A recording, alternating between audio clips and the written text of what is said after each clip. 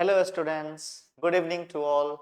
Myself Rahul Srivastava, your science educator, and today in this lecture 2 we will discuss more about the water. So students, in previous class we have studied the uses of water, its forms, how the water changed. You may see the videos on RiceMeet application powered by the Chanakya classes. Students, this is the second lecture of the water chapter and we will discuss in this chapter all about the water. हम लोग इस slide में water से related सभी चीजों को cover करेंगे. Here you can see the image of water is given that we have discussed already. Now today we will learn about uses of water. पानी की कौन कौन सी यूजेस हैं, पानी को हम कहाँ कहाँ यूज करते हैं, इस स्लाइड में हम देखेंगे. तो here we are going to discuss about uses of water. आज के स्लाइड में, आज के क्लास में, आज के लेक्चर में हम लोग पानी के यूजेस के बारे में डिस्कस करेंगे. पानी की यूजेस हम किस किस क्षेत्र में करते हैं, कहाँ कहाँ हम पानी को यूज करते हैं, उसके बारे में हम सीखेंगे. So here first it is needed for drinking. It is needed for drinking. Students, जैसा कि मैंने पहले ही आपको बताया कि पानी का मोस्टली यूज हम अपने पीने के लिए करते हैं. There are various activities inside our house और outside our house. हमारे घर के अंदर और घर के बाहर पानी की बहुत सारी यूजेस हैं. जैसा कि कल के क्लास में मैंने आपको बताया था, the previous lecture that was lecture 1, कि पानी को हम लोग सबसे अधिक अपने घरों में यूज करते हैं. We use it to drink, we use it to take bath, we use it to cook foods. Many other uses of water are there. So one by one we will read about all the uses. एक एक करके हम सभी uses के बारे में पढ़ेंगे. So second is bathing. आप पानी को पीने में यूज करते हैं. बाथिंग, आप पानी को स्नान करने में यूज करते हैं. You use water to wash the clothes, आप कपड़े धोने में इसको यूज करते हैं. You use it to cleaning of vessels, आप बर्तनों को साफ करने में करते हैं. You use water in toilets also and many other activities are there. Flushing also. So we use it to clean our houses, we use it to drink, we use it to bath, we use it to wash the clothes. So many uses of water are there which we are going to discuss. Second, you can see the figure of uses of water. Here you can see all the uses of water are shown. We use it in drinking, we use water to wash our hands, we use water to brushing our teeth, we use water to take bath, we use water for cooking also, and we use water for watering plants. So by this figure, it is clear that many ways are there. बहुत सारे पानी की uses हैं जो हम different basis में करते हैं, अलग अलग तरीके से हम पानी का यूज करते हैं. Second point we are going to discuss, our body contains about 70% of water. हमारी बॉडी जो होती है, जो ह्यूमन बॉडी है, इसका 70% पार्ट जो है वो वाटर है. ये 70% पानी से बना हुआ है. Our body is made up of 70% of water. Therefore, water is essential for our life. इसलिए पानी जो होती है हमारी लाइफ के लिए बहुत ही एसेंशियल है, बहुत ही जरूरी. Third point, water helps animals and plants to cool. Water helps animal and plants to cool. Students, आपने ध्यान दिया होगा कि समर सीजन में जो एनिमल्स होते हैं वो अपने आसपास के नदी, तालाब, झरने क्या करते हैं, वो वहां पे जाके ठंडे ठंडे पानी को एंजॉय करते हैं। They sit inside the ponds, they sit inside the rivers. आपने बफेलोज को देखा होगा, because their skin is totally black. Buffaloes की स्किन क्या होती है, पूरी ब्लैक होती है, और समर सीजन्स में बफेलोज को काफी ज्यादा हीट फील होती है, गर्मी फील होती है, and that's why they use water to get their body cool. जिससे वो क्या करते हैं, ठंडे पानी में बैठ के अपने बॉडी को कूल करते हैं। और ब्लैक कलर सबसे अधिक लाइट एब्जॉर्ब करता है, इसलिए बफेलोज को सबसे अधिक गर्मी फील होती है, जिसके कारण वो नदी में, तालाब में, दैट इज कॉल्ड पोखर, पोखर में बैठ के, आसपास की जो वाटर बॉडीज होती है उसमें बैठ के ठंडा ठंडा फील, इट फील कूल, उसे ठंडा लगता है, it feel nice.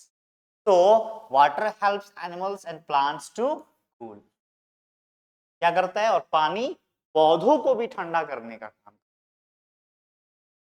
When we watering the plants, summer season, the leaves get recharged, पत्तियों में जान आ जाती है, पौधे जो मुरझाए हुए होते हैं वो सीधे हो जाते हैं। तो वाटर इज वेरी एसेंशियल। पानी जो है वो हर एक जीवित प्राणी के लिए एक बहुत ही जरूरी संसाधन है, resource. Fourth point we will see here, water is essential for the germination of seeds. Good. Germinations of seed. That means बीज को, किसी भी बीज को जर्मिनेट होने के लिए पानी की आवश्यकता पड़ती। Students, when we plant the trees, what we do first? First of all हम क्या करते हैं, हम छोटे छोटे बीज प्लांट करते हैं मिट्टी में, और जब तक हम उस मिट्टी में पानी नहीं डालते हैं वो बीज जर्मिनेट नहीं होता है, वो बीज अंकुरित नहीं होता है।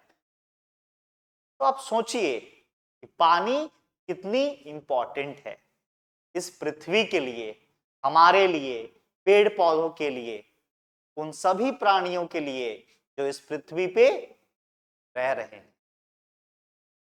All organisms, they are living on this earth. The water is very, very essential for them. Fifth point is, water is required for irrigations of the crops. Irrigations of the crops. Irrigation मतलब खेती करना। फसलों के लिए पानी बहुत ही आवश्यक है। किसान जो अपने खेतों में फसल उपजाते हैं वो क्या करते हैं, इरिगेट करते हैं, उसकी सिंचाई करते हैं। They use water for irrigation. और पानी के बिना फसलें तैयार नहीं हो सकती हैं, और जब फसलें तैयार नहीं होंगी तो आप और हम फसलों के बिना अपना भोजन नहीं कर पाएंगे, तो will not be able to live, और हम जीवित नहीं रह पाएंगे। इसलिए पानी हर एक क्षेत्र में हमारे लिए बहुत ही इंपॉर्टेंट रिसोर्स है, एक ऐसा संसाधन है जो हमारे प्रत्येक काम के लिए यूजफुल है। तो the farmers use water for irrigation. जो किसान होते हैं वो फसलों की सिंचाई के लिए पानी का यूज करते हैं। And sixth, water is used to generate electricity. Yes, very, very important point. Very, very important point. How we use water to generate electricity.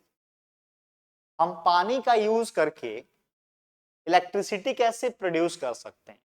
Yes, we can do it. आपने बड़े बड़े डैम्स देखे होंगे, बड़े बड़े बांध देखे होंगे।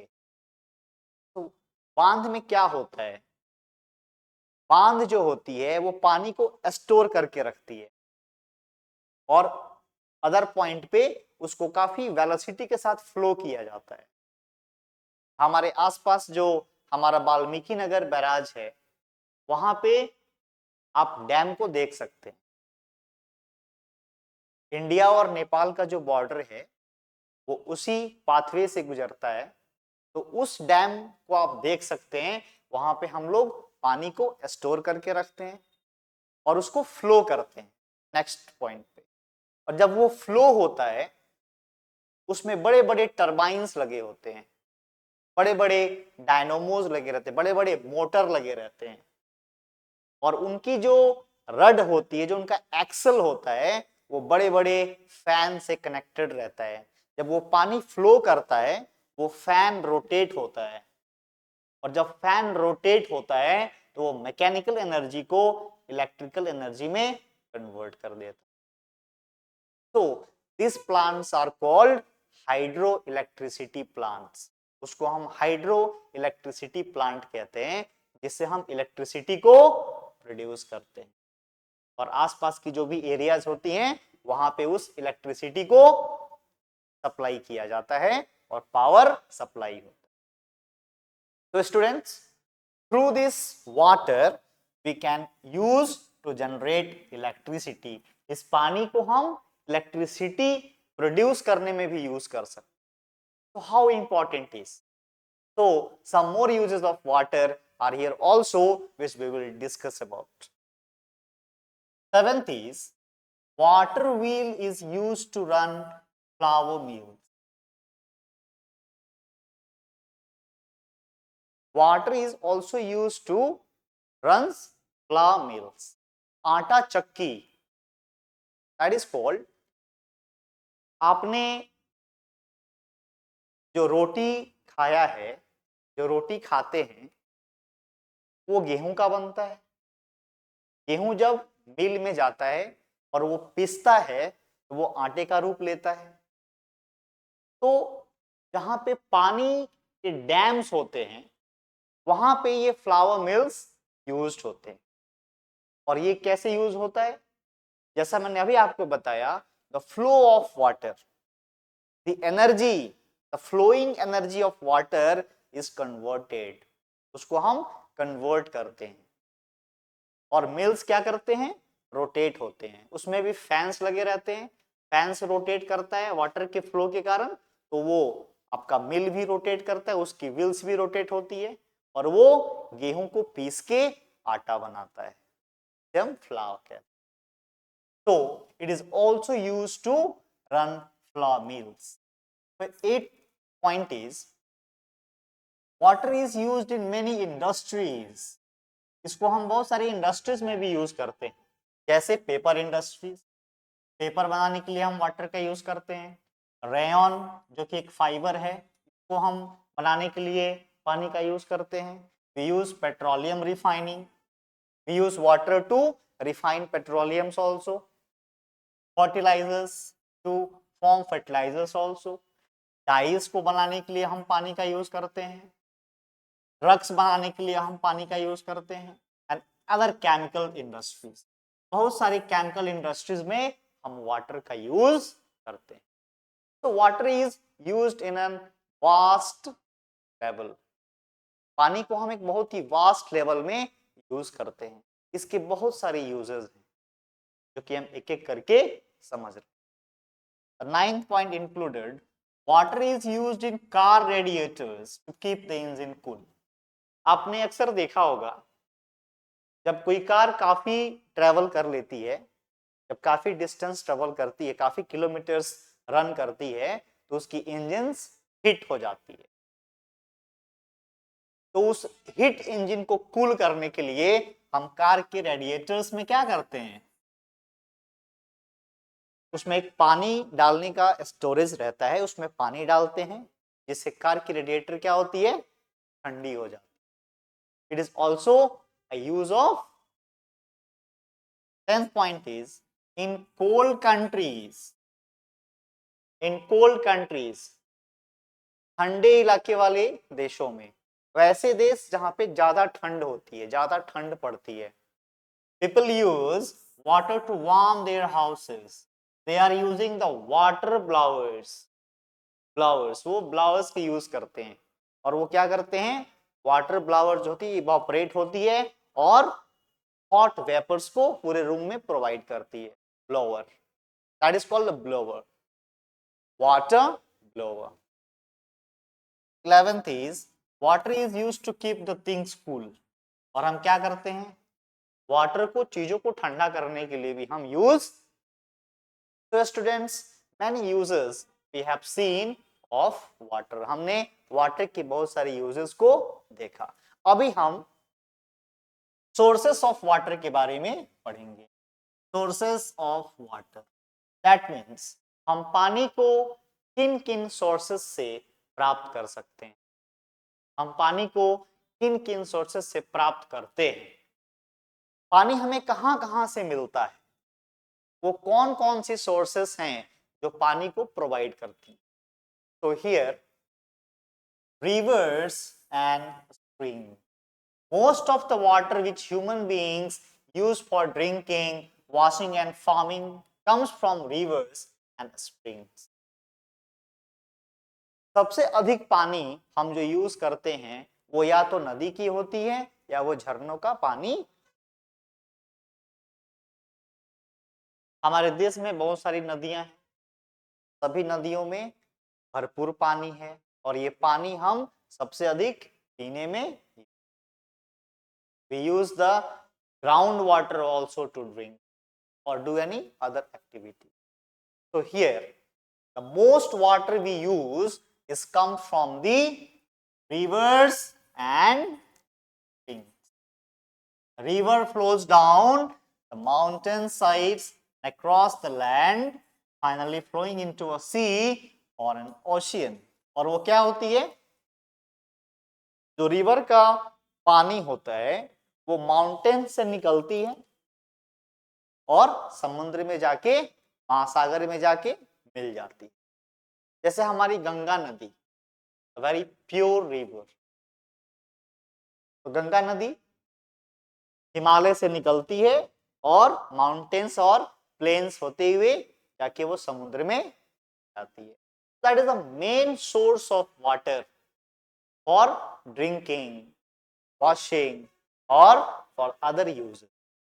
तो नदियां जो हैं वो हमारे पानी का सबसे मेन सोर्स है। You can see the figure here. The beautiful river is there, just flowing throughout the mountains and plains. आप एक बहुत ही सुंदर दृश्य देख रहे हैं जहां पे नदी को दिखाया गया है और ये नदी आपकी माउंटेन से निकल के आ रही है और प्लेन्स होते हुए ये फ्लो कर रही है। So this is the main source of water for human beings and other animals. The students. Second is oceans and seas. तो हमारे समुद्र और महासागर हैं वो भी पानी का एक बहुत बड़ा source. Most of the water on the earth is found in the oceans and sea. सबसे अधिक पानी जो होता है हमारे पृथ्वी पर वो या तो ओशियन का है या वो समुद्र का है। However, water found in the ocean and sea is not fit for drinking. जैसा मैंने पहले स्लाइड में बताया, only we have 3% of fresh water. 3% of fresh water. We have only 3% fresh water, out of which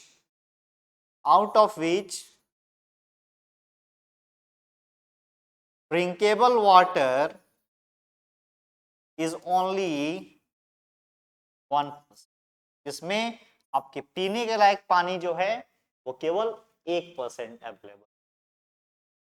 इतना सारा पानी होने के बाद भी जो फ्रेश वाटर है वो मात्र 3% है और जो पानी हम पी सकते हैं इट इज ओनली 1%, वो केवल 1% है। इसके बारे में मैंने पिछले क्लास में आपको बताया था।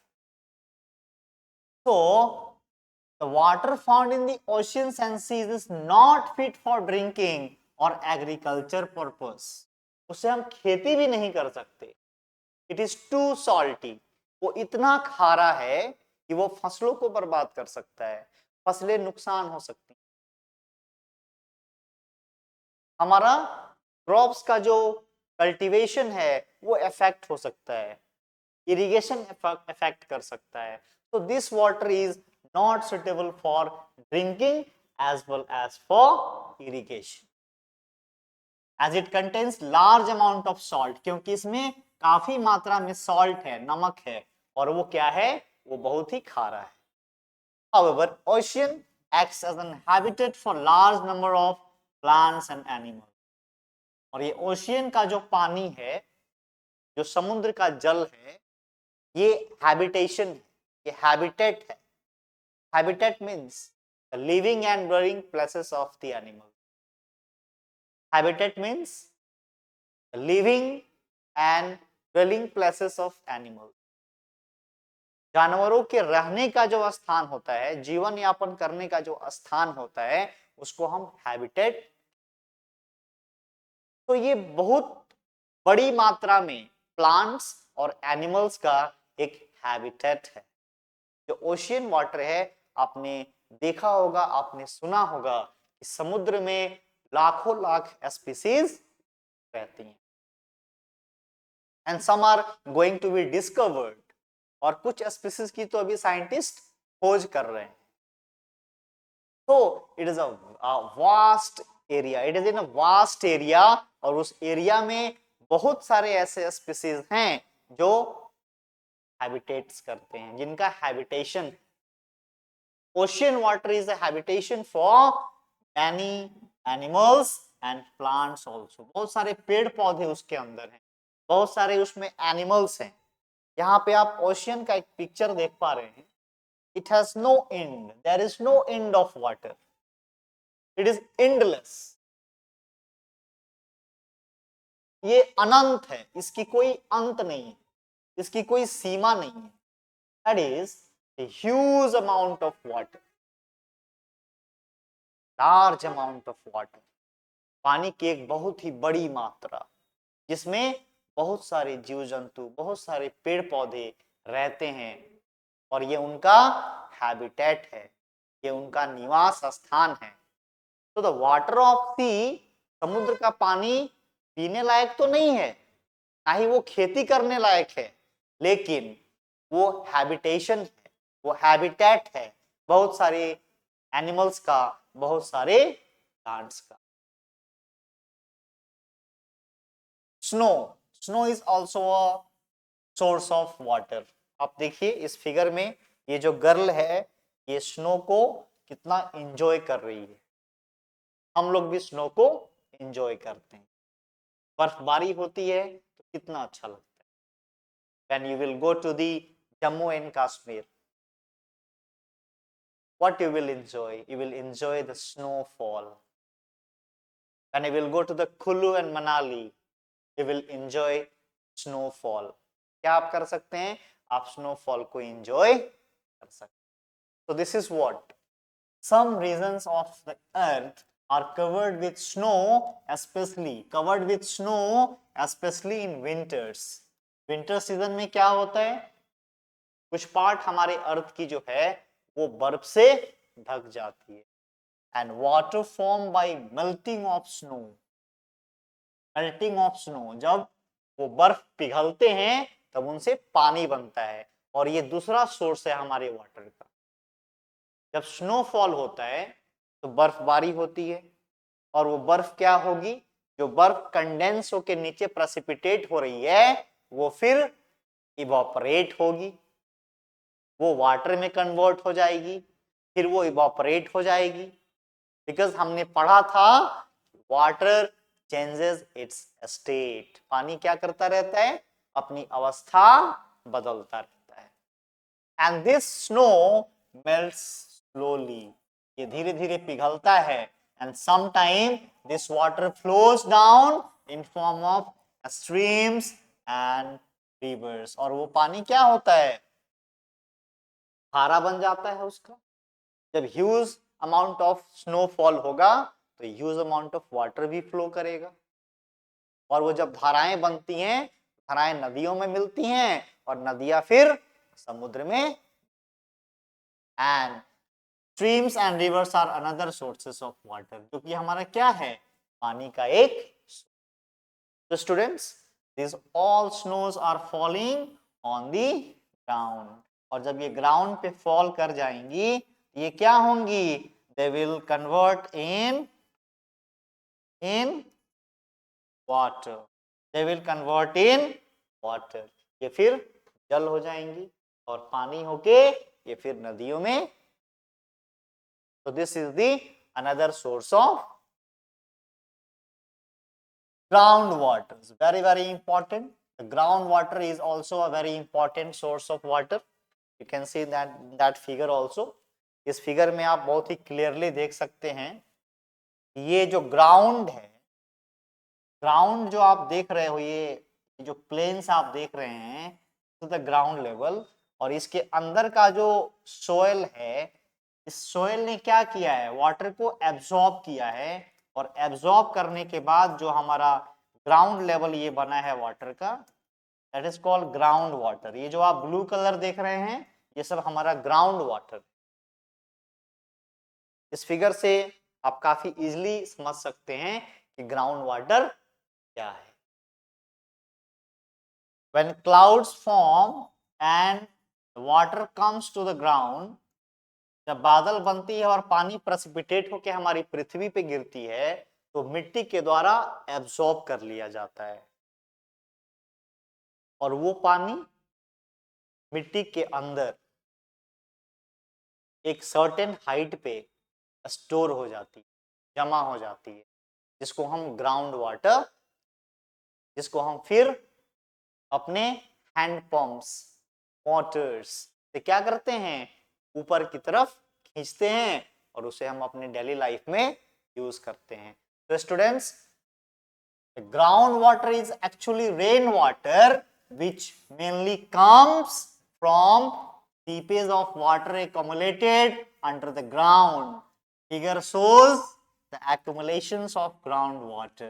Accumulations मतलब वो कैसे इकट्ठा होता है, पानी कैसे जमा होती है, पानी कैसे एकत्रित होती है, how it is being stored, वो जमा कैसे हुई. जो पानी रेन वाटर थी वो ग्राउंड वाटर कैसे हुई, क्योंकि मिट्टी ने क्या किया, उसको एब्सॉर्ब कर लिया, वो मिट्टी के द्वारा खींच ली गई, उसको सोख लिया गया, और वो क्या हो गई, नीचे जाके वो वाटर स्टोर्ड हो गई, जिसे हम ग्राउंड वाटर का नाम देते हैं. स्टूडेंट्स, तो this ground water is also used for drinking, bathing, many activities through out the hand pumps. क्या करते हैं हम, आपके घरों में, हमारे घरों में जो पानी हम यूज करते हैं, या तो वो मोटर के थ्रू आता है टैंक्स में, या फिर हम उसे चापाकल से खींचते. That is the ground water. Here water table, very important term, water table. Water table क्या है हम इसके बारे में पढ़ेंगे. तो if you take a soil from ground, अगर आप जमीन से मिट्टी लेते हैं, it has air as well as water. उसमें क्या होगी, उसमें पानी के साथ साथ थोड़ी सी हवा भी प्रेजेंट होगी. एज यू गो डाउन, जैसे आप नीचे जाओगे, the amount of water increases and air decreases. उस मिट्टी में पानी की मात्रा बढ़ने लगेगी और हवा की मात्रा कम होने लगेगी. लेवल बिलो सरफेस, एक ऐसा लेवल सरफेस के नीचे, जो मैंने आपको अभी बताया, एक सर्टेन हाइट पे आप जब नीचे जाएंगे, and it is only water is called the water table. क्या बोलते हैं उसको, water table. That is water table. That means that is the ground level. When you will go inside of that ground, in a certain height, you will find water table. This is the source of groundwater. These are the all water. These all are the water bodies. और ये पानी को हम क्या करते हैं, इस पानी को हम चापाकल से या आपके मोटर्स लगा के हम पानी को नीचे से खींचते हैं और हम उसको अपने ग्राउंड लेवल तक लाद के उसको यूज करते हैं. तो water table is what, in a certain height when you will go inside the land. जब आप पृथ्वी के लेवल से, ग्राउंड लेवल से एक सर्टेन हाइट पे नीचे जाइएगा, तो आपको एक पानी का स्टोरेज मिलेगा जिसको हम वाटर टेबल के नाम से। Another term is the lakes and ponds. आप सबने पोखर या झील देखा होगा।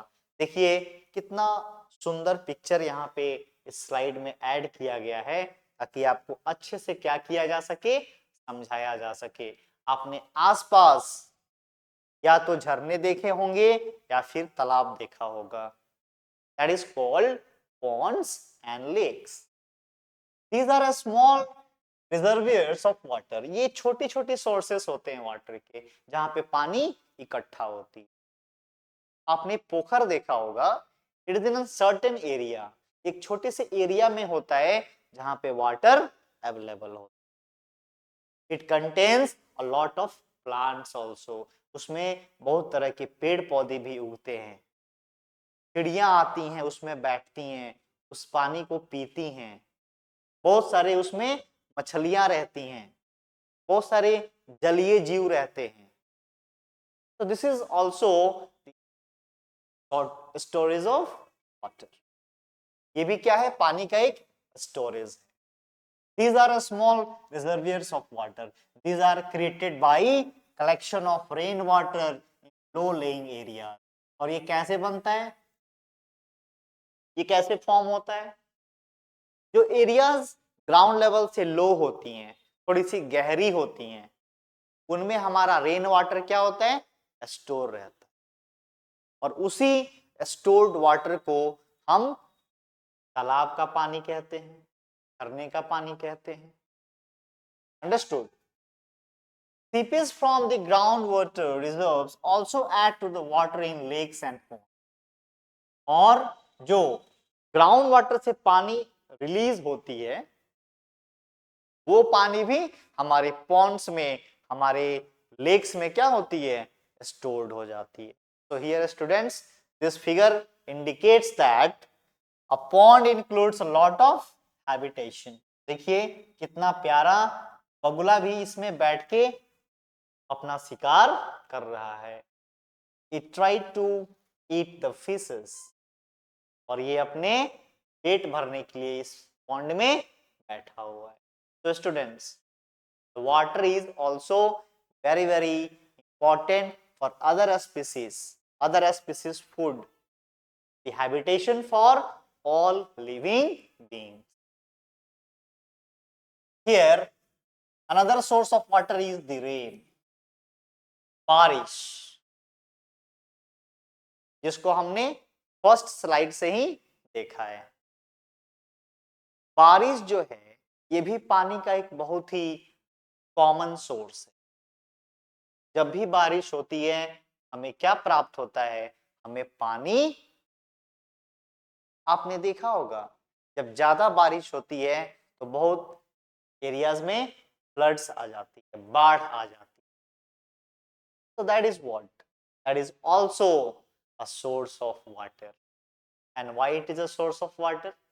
Because when rains, we get the water.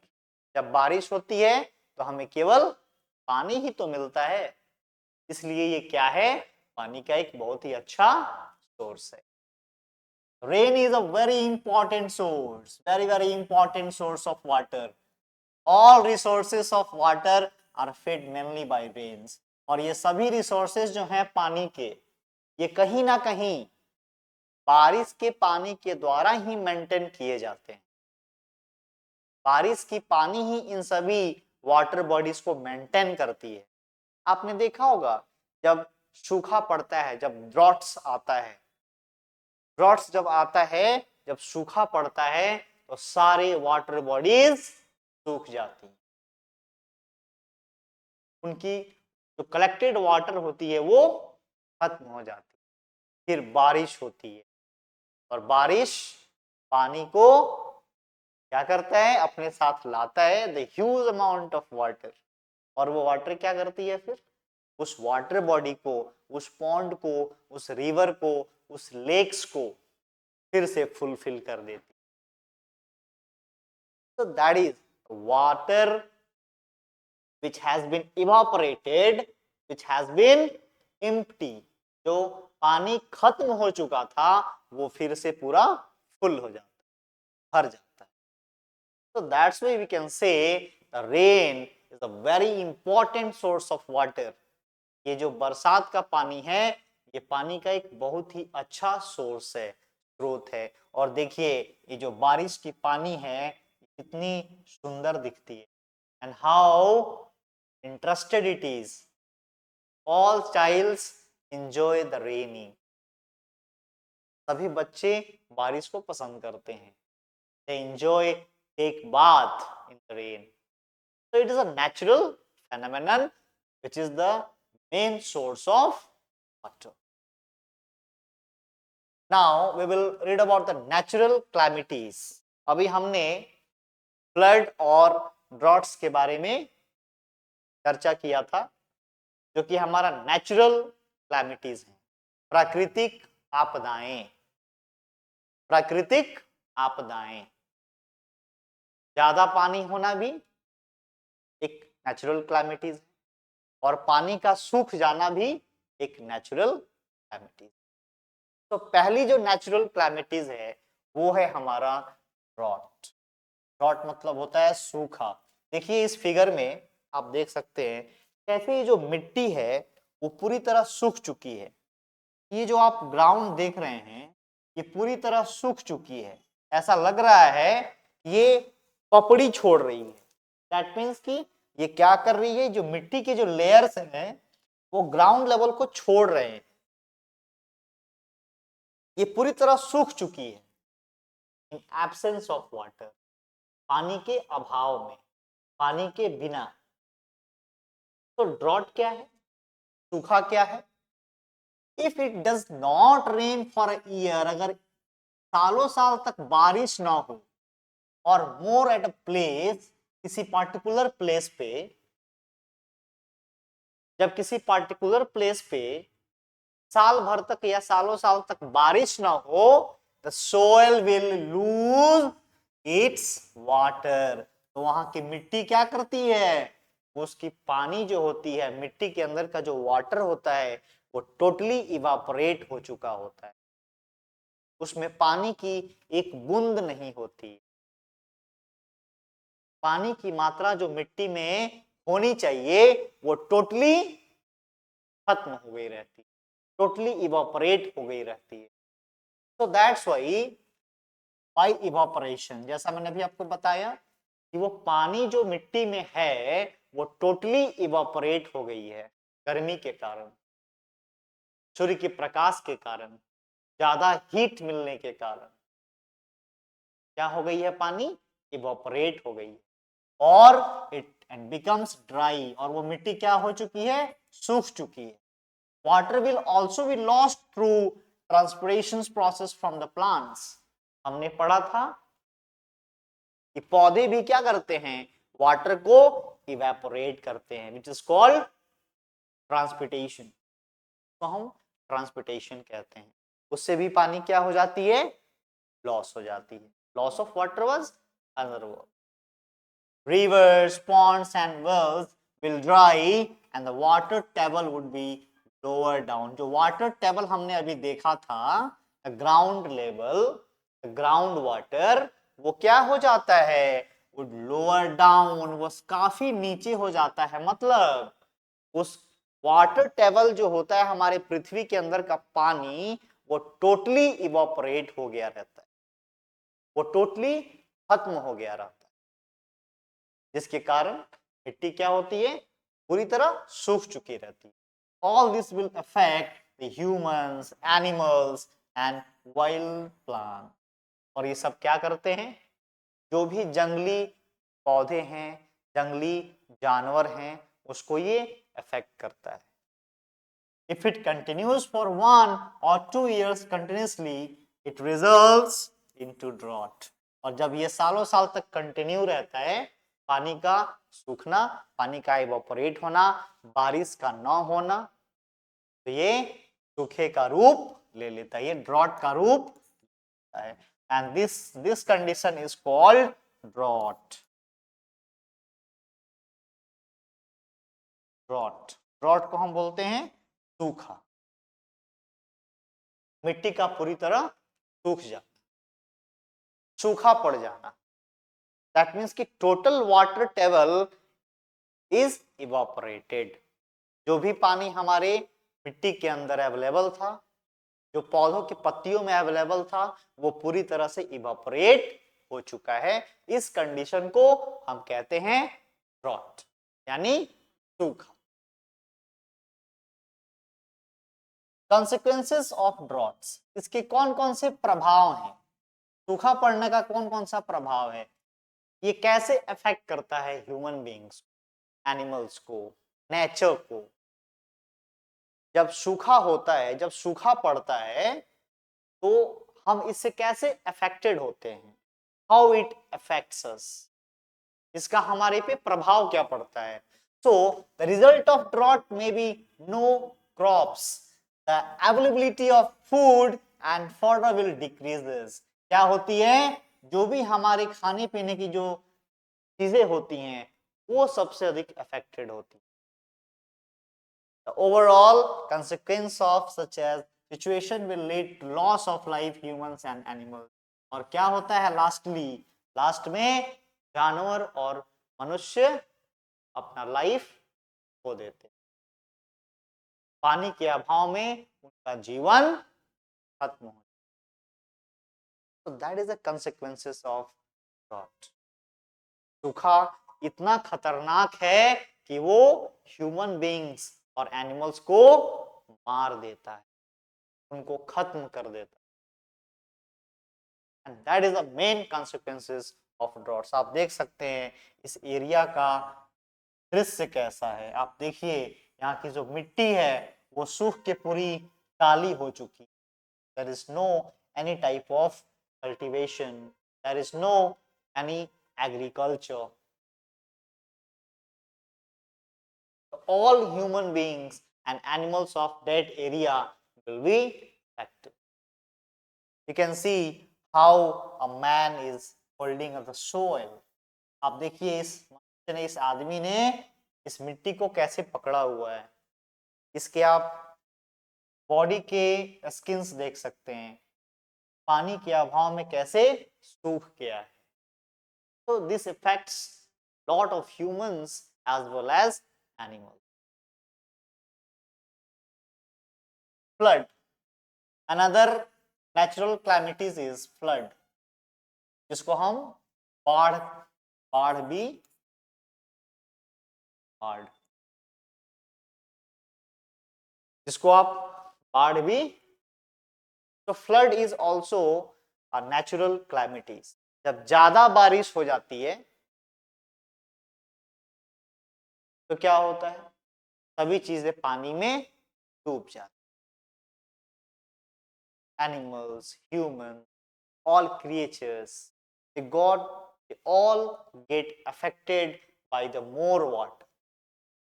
घरों में पानी घुस जाता है, जानवर जो हम पालते हैं उनके घरों में, वो जहां रहते हैं वहां पानी घुस जाता है, उनको डिस्टर्ब करता है, हमारा जीवन डिस्टर्ब होता है, सब कुछ इफेक्ट करता है। हमारा यातायात, हमारा वर्क प्लेस, हमारे घर, हमारे आसपास के जो हैबिटेट्स हैं, ये टोटली अफेक्टेड हो जाता है ड्यू टू दी फ्लड। तो it is a natural calamity. ये आपने और मैंने नहीं किया, ये प्राकृतिक आपदाएं हैं, ये नेचुरली होते हैं। These are the natural calamities. So how it occurs? In case of continuous rain, जब ज्यादा लगातार बारिश होती है, the water level of rivers, lakes and ponds will rise. तो जो हमारी वाटर बॉडीज है उनके पानी का लेवल बढ़ जाता है।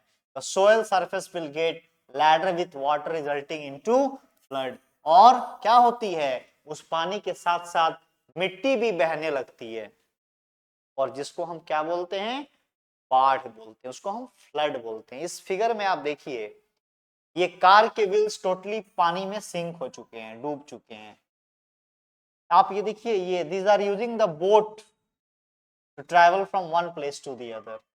all the habitats, all the surroundings are being affected by the more water. ज्यादा पानी होने से इस एरिया की सभी चीजें पानी के द्वारा डिस्टर्ब हो गई. So this more water also affects us. ज्यादा पानी का होना भी हमारे लिए एक्टिव, हमारे लिए हानिकारक है. So when there is more water, it is called flood. There is a scarcity of water, that is called drought. So here the soil surface will get laddered with water resulting into flood. और जिसके कारण क्या होती है, बाढ़ में बहुत सारे पेड़ पौधे, बहुत सारी मिट्टी, घर, माल मवेशी जो भी होते हैं, जो एनिमल्स हम पालते हैं अपने घरों में, वो सभी क्या होते हैं, डिस्टर्ब होते हैं और वो पानी के फ्लो के साथ बहते हुए एक जगह से दूसरी जगह चले जाते. It is very affecting the humans as well as animals. Consequences of flood, इसके कौन कौन से प्रभाव हैं, बाढ़ की कौन कौन से प्रभाव हैं. देखिए, when the soil gets too much of water, air in the soil comes out of it. Due to lack of air, the animals living inside the soil also come out for it. और जो animals मिट्टी के अंदर रहते हैं, जैसे ground animals, snakes, rats, rabbits, some insects, बहुत सारे कीड़े मकोड़े हैं जो पानी के अंदर अपना घर बना के रहते हैं, जो मिट्टी के अंदर अपना घर बना के रहते हैं, उनका क्या होता है, दे आर बीइंग अफेक्टेड. वो क्या होते हैं, उनके घर पानी से भर जाते हैं और उन्हें बाहर निकलना पड़ता है और पानी के साथ वो फ्लो होते हुए अपना लाइफ खो देते. So these all creatures are being affected by the flood. Due to the lack of air, animals living inside the soil also come out of it. उससे बाहर आ जाते हैं और वो पानी के साथ रह जाते हैं. Heavy rainfall also result the loss of crops due to flood. और क्या होती है, जब ज्यादा बारिश होती है तो हमारी फसलें भी बर्बाद हो जाती. फसलों के लिए भी एक लिमिटेशन में पानी चाहिए. जब ज्यादा पानी खेतों में आ जाता है तो फसलों को अपने साथ बहा के ले जाता है, जिससे भारी मात्रा में हमारी फसलें बर्बाद होती हैं. We are also affected instead of crops. हमारी क्रॉप्स भी क्या होती हैं, अफेक्ट्स होती हैं. हमारा कल्टीवेशन भी क्या होता है, अफेक्ट होता है. तो students, these are the natural calamities. ये प्राकृतिक आपदाएं हैं. हमने दो प्राकृतिक आपदाओं के बारे में पढ़ा. पहला जो है वो ड्रॉट है, सूखा, और दूसरा जो हम अभी पढ़ रहे हैं फ्लड के बारे में. ये दोनों प्राकृतिक आपदाएं हमें कहीं ना कहीं से अफेक्ट जरूर करती. तो next we have to see the factors responsible for flood. कौन कौन से फैक्टर्स हैं जो फ्लड होने के लिए रिस्पॉन्सिबल हैं, वो कौन कौन से कारण हैं जिनके कारण फ्लड होती है, बाढ़ आती है. So one by one we will see the figure also. You can see that figure. बहुत सारे फैक्टर्स हैं जो फ्लड के लिए रिस्पॉन्सिबल हैं. इसमें सबसे पहला फैक्टर जो है वो हमारा रेनफॉल है. जो हमारे सोइल की कंडीशन होती है, जो हमारे सोइल की कंडीशन होती है, it is not too suitable. और वो क्या करता है, वो उस मिट्टी को अपने साथ बहा ले जाता है. जब हम पेड़ों को काट देते हैं तो मिट्टी की पकड़ जो है वो लूज हो जाती है. When we cut down the trees, what happens?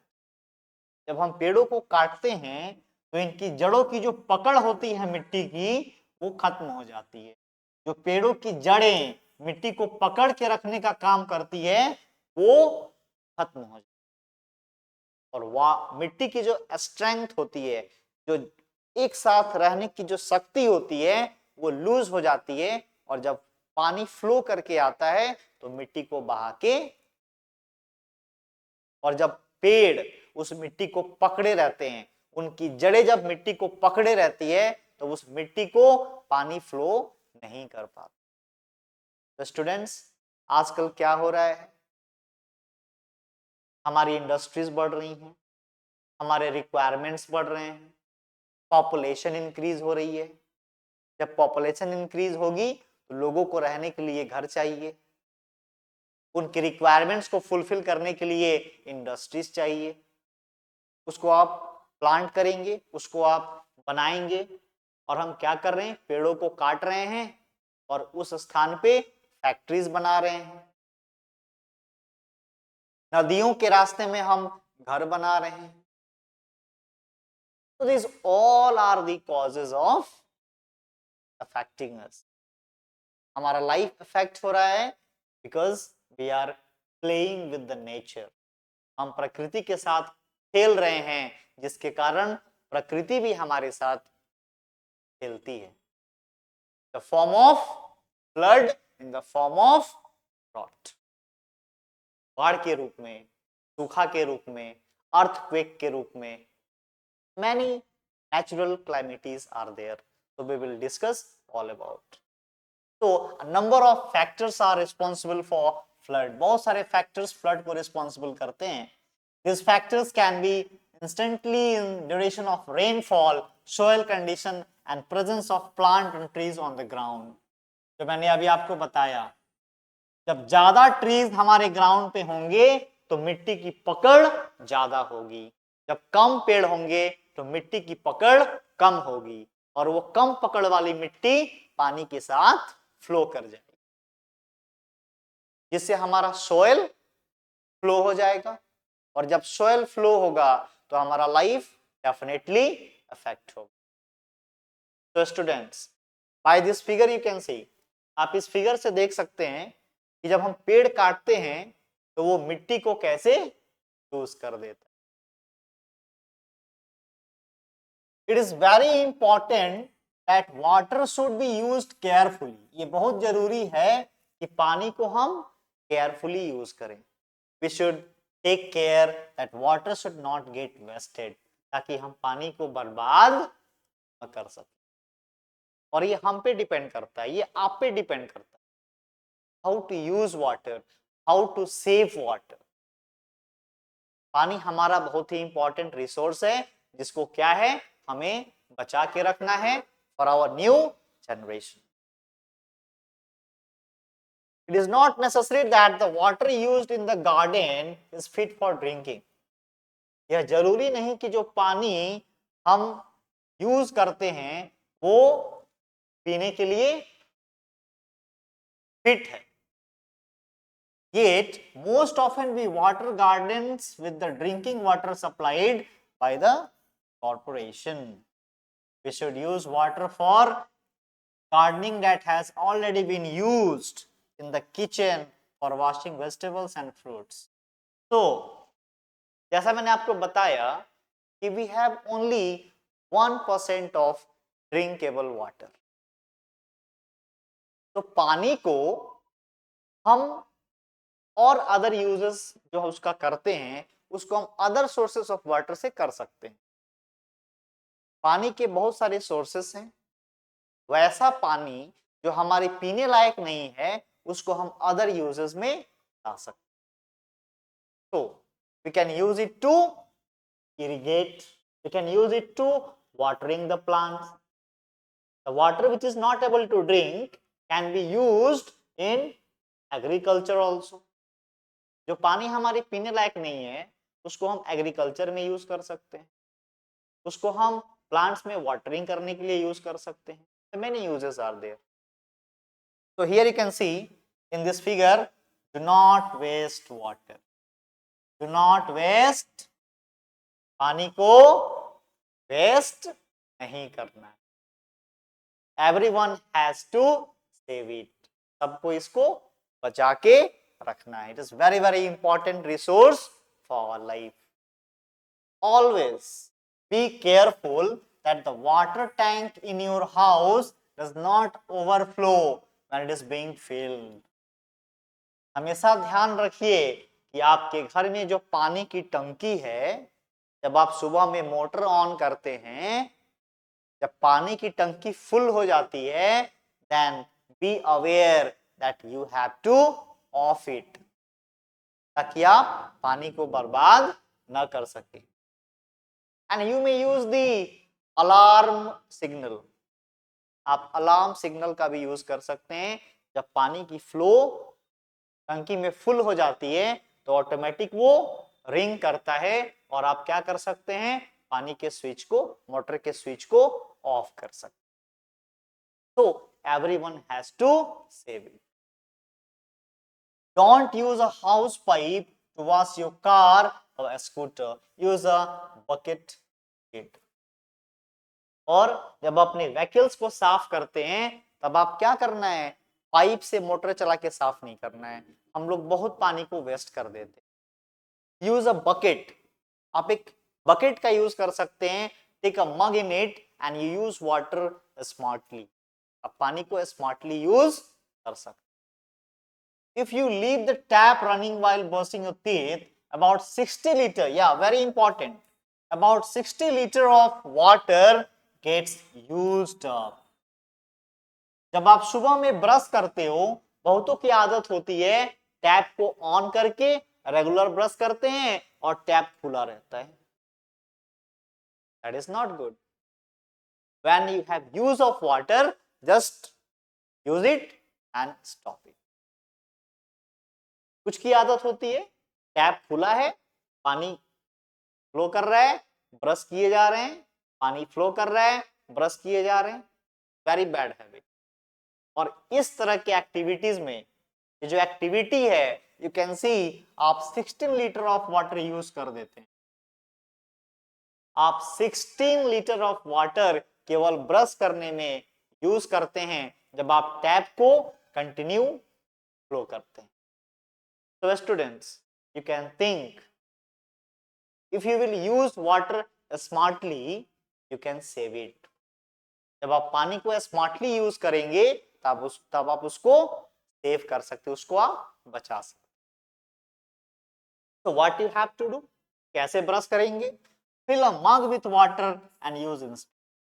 आप एक मग में पानी लेके उसी मग के पानी से you just take a mug of water, it is enough for brushing your teeth. Mug of water जो है वो आपके ब्रश करने के लिए इनफ है। So students, use this formula please. Save water, save life. Okay. Water harvesting in the activity of collection of rainwater directly by various means. Water harvesting मतलब what? Water harvesting का मतलब है पानी को हम कैसे बचा सकते हैं। How we can save water. How we can save water. So, harvested water can either be used immediately or can be stored for a later use. और जो पानी आप बचाते हैं उसको आप ऐसा नहीं कि कल ही यूज कर लेना है। You can use it in future. आप उसको फ्यूचर में भी यूज कर सकते हैं। You can use it in various activities. आप उसको और अलग अलग एक्टिविटीज में यूज कर सकते हैं। तो जो हमारा रेन वाटर होता है उसको हम कैसे हार्वेस्ट करेंगे, उसको हम कैसे स्टोर करेंगे? तो we will read here how we can use rain water harvesting. Very important term, rain water harvesting. जो बारिश की पानी होती है उसको आप यूज कर सकते हैं, and that is called the smart use of water. अगर आप पानी को स्मार्टली यूज करेंगे and it will be very useful for you. ये आपके लिए, हमारे पृथ्वी के लिए, हमारे न्यू जनरेशन के लिए काफी इंपॉर्टेंट होगा। तो how we can use it, आइए देखते हैं। In Kerala and Mizoram, these are the states of India, Kerala and Mizoram, where it rains almost the whole year, जहां पे पूरी साल बारिश होती रहती है, केरला में और मिजोरम में। तो वहां के लोग क्या करते हैं, small tanks are used to collect rain water. वहां के लोग टैंक का यूज करते हैं रेन वाटर को कलेक्ट करने के लिए, which drains from rooftops through pipes into these tanks, जो उनके छत से होके नीचे तक आता है, उस टैंक तक आता है। And this water is used directly, वो उसको डायरेक्टली यूज भी कर पाते हैं। देखिए इस फिगर में आप देख सकते हैं, जो बारिश की पानी हमारे रूफ्स तक पहुंचती है, छतों तक पहुंचती है, वो छत पे इकट्ठा हो जाती है और इस इकट्ठे पानी को, जो आपका रेन वाटर है, इसको आप पाइप्स के थ्रू, देखिए यहाँ पे पाइप लगा हुआ है, पाइप्स के थ्रू आप क्या कर सकते हैं, उसको एक सर्टेन टैंक में स्टोर कर सकते हैं। वाटर को आपने क्या किया, ये रूफ से आपके टैंक में पहुंच गया। ये जो रेन वाटर था ये आपके छत से इस टैंक में पहुंच गया इस पाइप के थ्रू। ये यहां से फ्लो हुआ और इस पाइप के थ्रू आके इस टैंक में स्टोर्ड हो गया। In a place like Delhi where the monsoon lasts only for 3 months, वहां पे मानसून केवल 3 months के लिए रहता है, it is more useful to collect rain water as ground water। वहां पे क्या होती है, रेन वाटर को ग्राउंड वाटर में एब्सॉर्ब किया जाता है, कलेक्ट किया जाता है, और इस वाटर को आप क्या कर सकते हैं, फ्यूचर यूज में ला सकते हैं। जैसे suppose in that figure rain water is there, that rain water is coming on the roofs, और ये यहाँ पे रूफ्स के जो आपके पाइप्स लगे हैं, इस पाइप्स के थ्रू ये क्या होती है, आके हमारी ग्राउंड रेन टैंक्स में स्टोर हो जाती है, और इस पानी को आप खेती करने के लिए यूज कर सकते हैं। You use it to irrigate your lands. इस पानी को आप वाटरिंग करने में यूज कर सकते हैं, पौधों में पानी देने के लिए यूज कर सकते हैं, आप इसे इरिगेशन कर सकते हैं। तो many uses are there by which we can save water. बहुत सारे यूजेस हैं जिससे हम पानी को सेव कर सकते हैं, and that is called the rain water harvesting. बरसात की पानी को स्टोर करना, उसको रीयूज करना, rain water storing, rain water storage कहलाता है। So students, in this slide, lecture 2, we have discussed all about the water, the states of water, how it is being transformed from one state to other, the uses of water, and the 3 states that we use in our day-to-day life. And we have seen the importance of water in our day-to-day life. We have also seen the natural calamities like flood, the drought. We can see the water cycle also. हमने इस chapter में water के सभी points पे discussion किया है, discuss किया है, लर्न किया है। So students, I hope that you have enjoyed the videos. So best of luck. Good evening to all. Thank you so much.